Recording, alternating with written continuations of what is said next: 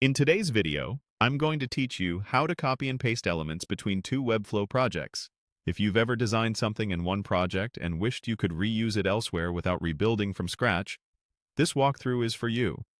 We'll move a design element from one Webflow project to another using the built-in copy and paste feature while keeping styles intact and avoiding common pitfalls. Start by heading to your Webflow dashboard. If you're prompted to sign in, do that first. Then open the Sites view so you can see all your projects. It helps to think of one project as the source, where the element already exists, and the other as the destination, where you want that element to go. Open the source project in the designer. This is where you'll find the exact element you want to reuse.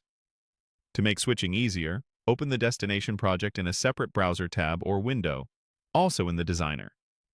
Having both designer tabs open at the same time is key to making cross-project paste work smoothly. In the source project, locate the element you want to copy. You can select it directly on the canvas or from the navigator if that's easier. Be intentional about what you select. Copying a parent wrapper or section will bring along its child elements, which is great when you want the full layout, spacing, and interactions intact. Once selected, copy it using the standard shortcut, Ctrl+C on Windows or Command+C on Mac. Webflow will package the element along with its classes and many related styles so they can be recreated in the other project. Now switch to the Destination Project's Designer tab.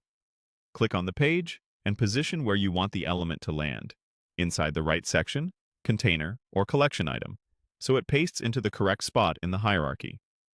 Then paste with Ctrl+V on Windows or Command+V on Mac. You should see the element appear with its structure and class names preserved. If those classes don't already exist in the destination, Webflow will add them for you. After pasting, take a moment to review styling. Because each project can have different base styles, fonts, and color tokens, you might notice small visual differences. Check the navigator to confirm the element sits in the right wrapper, verify interactions still make sense in this context, and relink any assets if something is missing.